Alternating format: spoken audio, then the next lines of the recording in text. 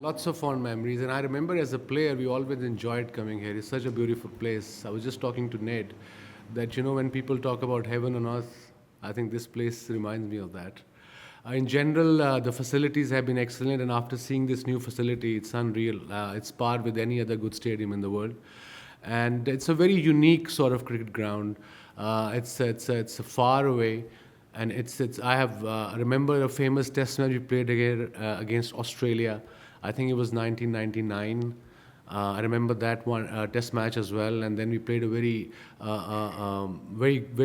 what you call a close game against Australia, where we needed four to win off the last ball, and I think one of our players, Asim Mushtaba, hit a six. Then I played against Windies here, a lot of games against Australia here. So I played a lot of cricket, and I have very fond memories of Bellary Oval and, of course, of Hobart as well.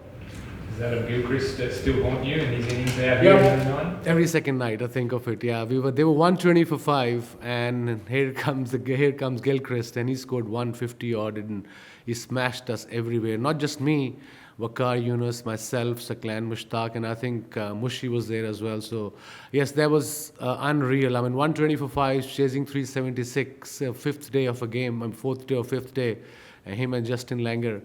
And yeah, there was a big appeal of Justin Langer. Remember that incident?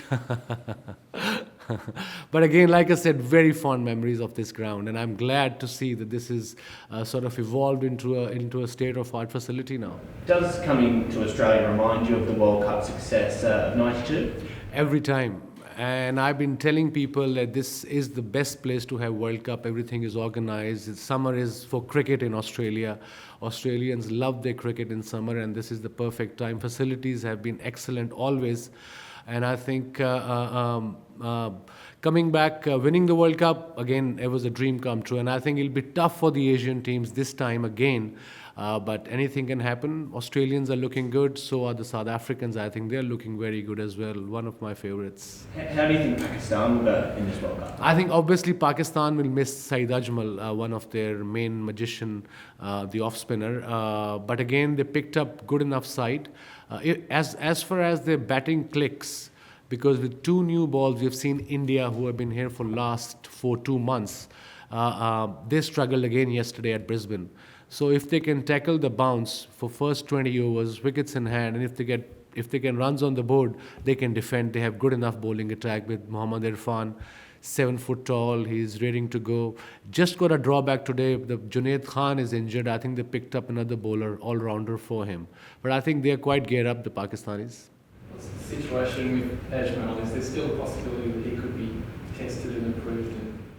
I don't know. I don't think so. I think they have announced the squad. Pakistan team left last night for New Zealand to play a couple of practice games and then join the World Cup. I think if he gets cleared, it would be after the World Cup. But if he can play in the World Cup for Pakistan, that'll be ideal.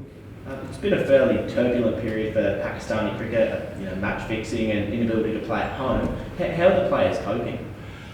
Yes, inability to play home is a big drawback. I remember when I was young, I used to watch all my heroes at Lahore, Gaddafi Stadium. Alan Border was there.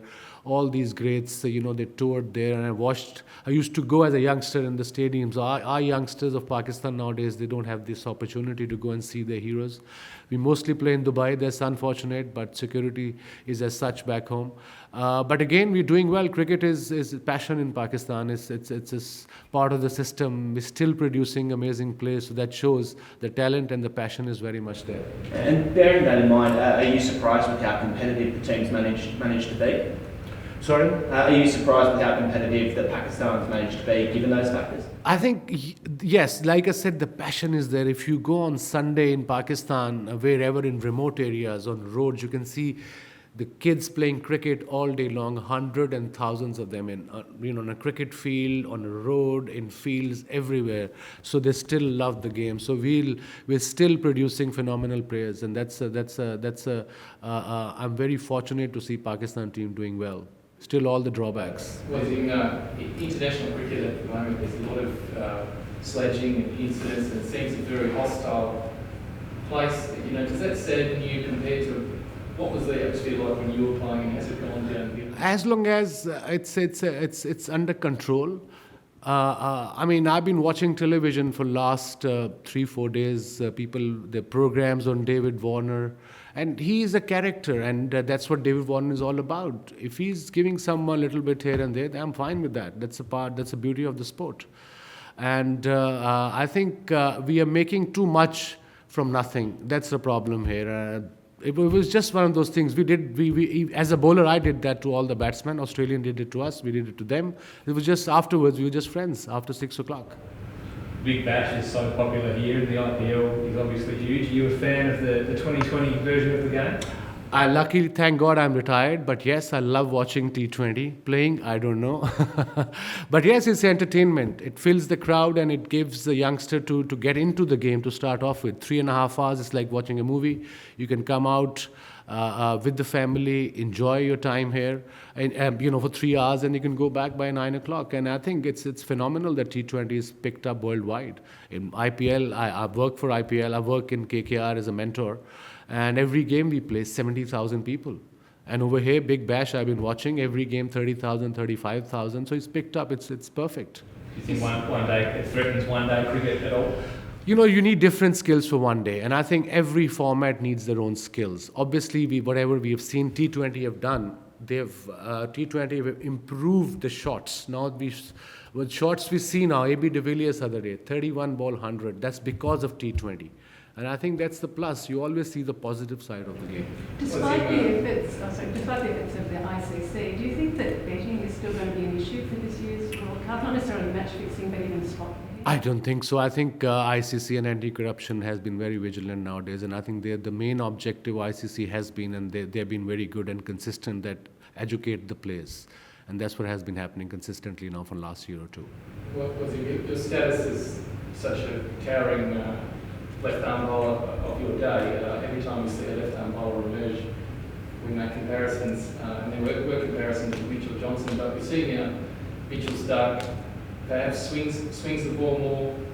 I don't know. I'm very impressed with both of them. Mitchell Johnson is unbelievable last couple of years, and my Starc is also looking good. He's improving every game. The more he plays, the better he'll become. He's got the pace, he's got the swing, he's tall, he's strong, and he's bowling. He's using the crease as well, bowling around the wicket, over the wicket. So he's getting there. And the other day he got wickets against India, and to me, it looked that he's there now. He's getting there. Bit more hard work, and he'll be there. He'll be up there. For a left-armer, the key aspect is Bring the ball back into the right-hander with the new ball. And I think Mitchell Starc's natural swing is in swing. Johnson has learned in last couple of years. That's why he's so consistent and so lethal, because of his pace. I mean, 145, 150 clocking every time. It shows the fitness of the person as well. Coming back to Pakistan not being able to play at home, is that something that you see potentially improving or changing in the next few years? I hope so. I hope so. We need Pakistani public or Pakistani people need to watch cricket in Pakistan. I hope if security gets better, the team starts doing their next 2 to 3 years. You mentioned children in Pakistan. What advice would you give to any aspiring young bowler who's playing now and wants to reach the heights that you did? I think apart from working hard, you got to watch the game closely. You see, I had good mentors when I started playing cricket. In my third first-class game was a test match. I was very, very lucky. And I had Javed Miandad, I had Imran Khan as my captain, so I've learned a lot from them. So I think obviously hard work, and watch the game closely and watch your heroes closely, what they do on the field. And that you can learn very, very quickly from there. Yeah. What have you made of the developments in women's cricket? They've improved a lot. Unreal. I enjoy watching them. Obviously, Australia, England, and New Zealand are ahead of the other teams, but other teams are catching up now. The more cricket women they play, the better they become. But it's definitely they got a talent, and they're enjoying their cricket as well. All the girls.